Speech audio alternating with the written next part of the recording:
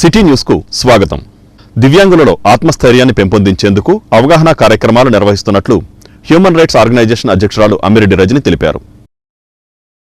దివ్యాంగులలో ఆత్మస్థైర్యం పెంపొందించేందుకు అవగాహన కార్యక్రమాలు నిర్వహిస్తున్నట్లు హ్యూమన్ రైట్స్ ఆర్గనైజేషన్ అధ్యక్షురాలు అమ్మిరెడ్డి రజని తెలిపారు. దివ్యాంగులలో నిరాశ, నిస్పృహలను పారద్రోలి వారిని ఉపాధి అవకాశాల వైపు కార్యోన్ముఖులను చేయటమే ఈ కార్యక్రమం యొక్క ముఖ్య ఉద్దేశమని ఆమె వివరించారు. వారానికి 3 సార్లు నిర్వహించే ఈ కార్యక్రమాన్ని సద్వినియోగం చేసుకోవాలని ఆమె విజ్ఞప్తి చేశారు. దివ్యాంగులలో దాగి ఉన్న నైపుణ్యాన్ని వెలికితీసి వారికి మెరుగైన జీవన విధానం కల్పిస్తామన్నారు. అందరికీ నమస్కారం అండి.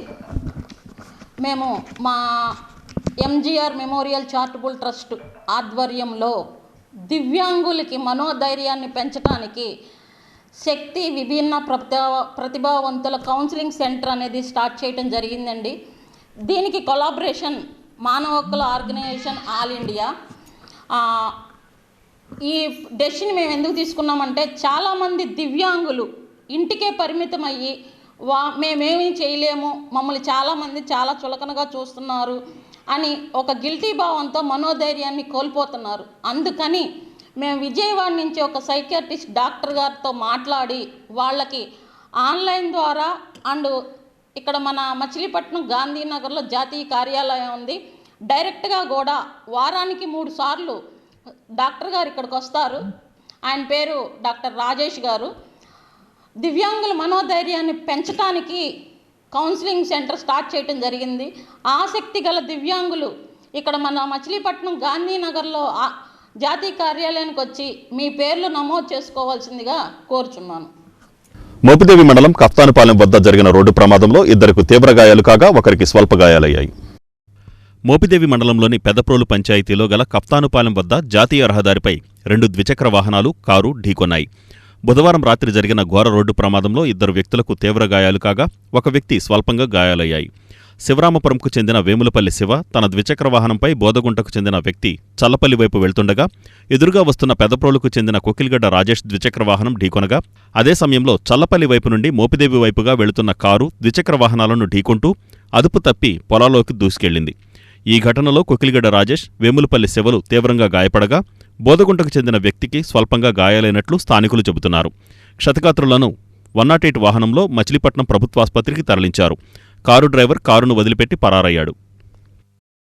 18వ డివిజన్ సచివాలయంలో మంత్రి కొల్లు రవీంద్ర ఆకస్మిక తనిఖీ నిర్వహించారు.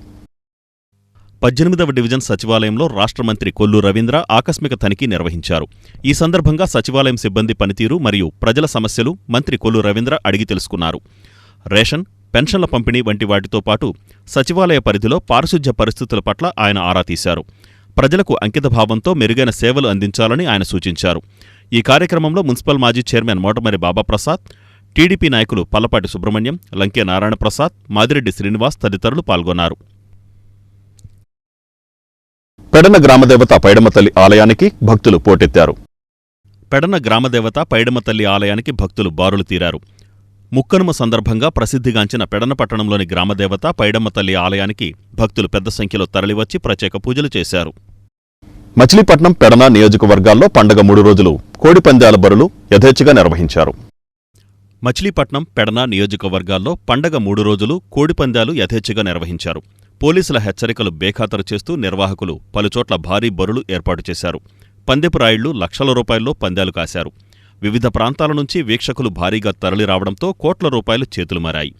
మచిలీపట్నం మండలం మేకావారితోట, చిలకలపూడి రైల్వే స్టేషన్ పక్కన మేకావారిపాలెం, రుద్రవరం, గోకవరం తదితర ప్రాంతాల్లో జరిగిన జోద క్రీడల్లో మహిళలు, ఆడపిల్లలు పాల్గొన్నారు. సంక్రాంతి రోజున రుద్రవరంలో యువకుల మధ్య ఘర్షణ తలెత్తింది. చిలకలపూడి రైల్వే స్టేషన్ పక్కనే బరి ఏర్పాటు చేయడంతో పలుమార్లు ట్రాఫిక్ జామ్ అయింది. ఈ వార్తలు ఇంతటితో సమాప్తం. నమస్కారం.